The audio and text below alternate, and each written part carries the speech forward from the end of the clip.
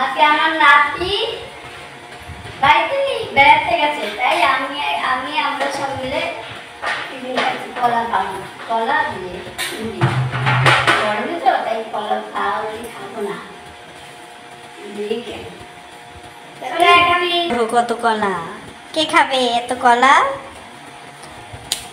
দেখে দেখে নাও, নরমগুলো নাতিটা বাড়িতে নেই, ভালো লাগবে না খেতে। একা বাবু খাবি? আয় কলা পাউরুটি আসি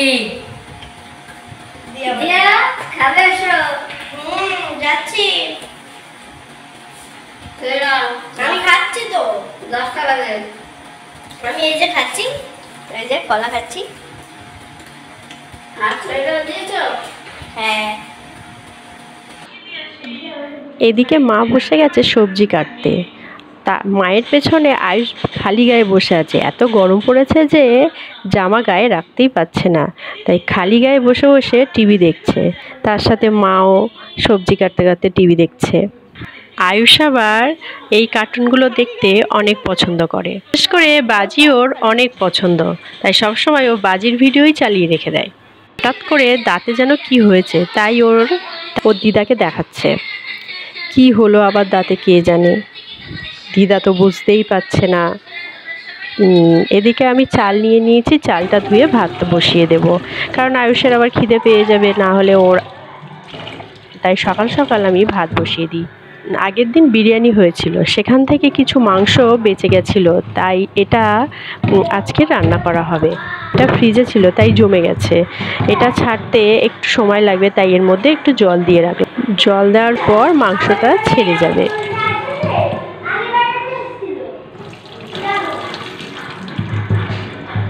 হবে পুঁইশাক, কুমড়ো, আলু, এই চিংড়ি মাছ দিয়ে হবে। এটাও ফ্রিজের মধ্যে ছিল তাই জলের মধ্যেই রেখেছি।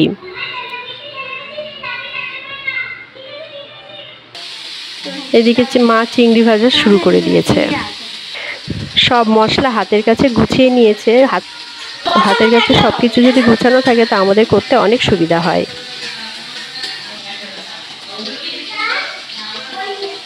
এদিকে দেখো রান্না শেষ হতে আয়ুষকে ভাত দিয়েছে। আয়ুষ ভাতের থালা নাড়িয়ে যাচ্ছে, কিছুতেই খেতে চাইছে। এখন মা ওকে খাইয়ে দেবে। ভালো ছেলে, লাইক করো, লাইক কত বলো, খুব ভালো হয়েছে, বলো বলো। পুঁইশাকের মধ্যে বড় বড় চিংড়ি দেখে তখন ওর একটু খেতে ইচ্ছা করলো, নাহলে তার আগেই বলছিল খাবো না খাবো না। সময় ও ভীষণ ডিস্টার্ব করে আমাদের সাথে, তাই দেখো ওর তার মধ্যে সবাই মিলে ও একবার ওর ঠাম্মি দেয়, একবার ওর দিদা দেয় পুঁইশাকের ডাঁটা। ও খাবে না কিন্তু ও শুনছেই না, খাবে না কিন্তু দিদা আর ঠাম্মি কিছুতেই শুনবে না, ওকে খাইয়েই ছাড়বে।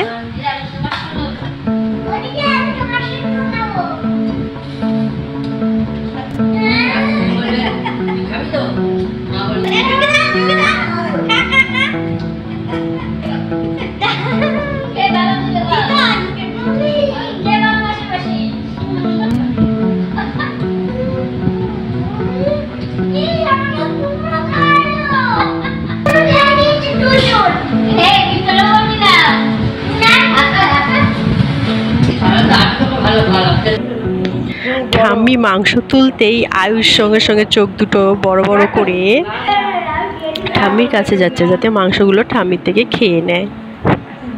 ও রোজই এমন করে।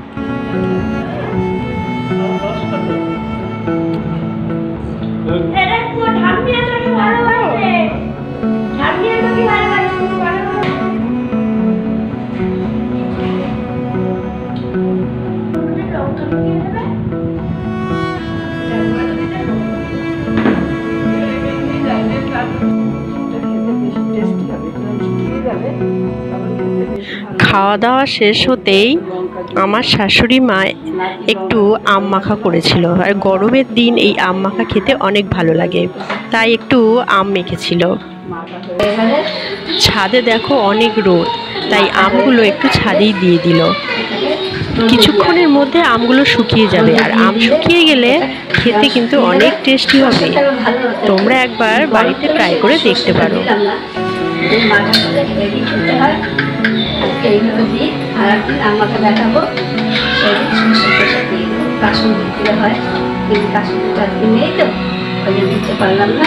এইভাবে আজকে রোদে দিয়ে দেবো। চলো রোদে দিতে যাচ্ছি, দেখাই দিয়ে আসি। নাহলে আমার নাতি কাঁচা কাঁচা যদি খেয়ে নেয় তাহলে আমাকে খাওয়া হবে না।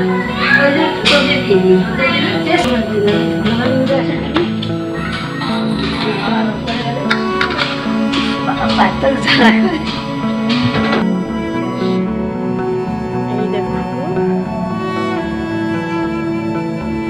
বিকাল 5টা বাজে। দেখো আমগুলো শুকিয়ে গেছে, শাশুড়ি মা দিয়ে গেছিল। আর এখন আমি একটু বিকালে ছাদে এলাম, ভাবলাম কি আমগুলো একটু তুলে নিয়ে আসি।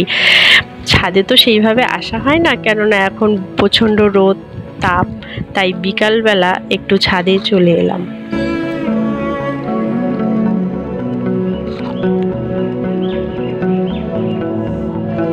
একটু ঘুরে নিলাম ছাদের মধ্যে। কি করব, ছাদে তো সবারই আসতে ইচ্ছা করে, কিন্তু উপায় তো নেই এত রোদের মধ্যে, তাই আম তুলতে এসে একটু ছাদে ঘুরে নিলাম। সামনের বাড়ি একজন অসুস্থ হয়েছে, তাই এখানে একটা গাড়ি দাঁড়িয়ে আছে। এই গাড়ি করে মনে হয় ওনাকে নিয়ে যাওয়া হবে। আর প্রচণ্ড গরম তো, তাই মানুষ এখন একটু অসুস্থ হয়ে যাচ্ছে, তাই এই সময় একটু জল বেশি খাওয়া দরকার। বেশ ছাদে ঘুরতে বেশ ভালোই লাগলো। এখন কি করব, যাই আমগুলো নিয়ে এখন শাশুড়ি মাকে দিয়ে আসি। শাশুড়ি আর আয়ুষ দুজনে আম খেতে অনেক ভালোবাসে।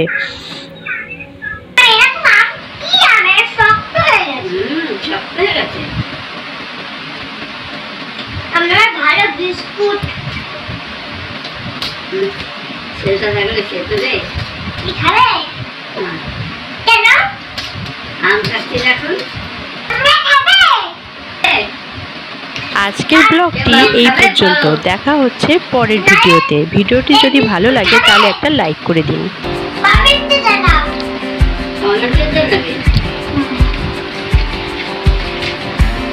আরো দিলে তবে হয়, ছাদে বলে শুকিয়েছে, নাহলে শুকাতো না।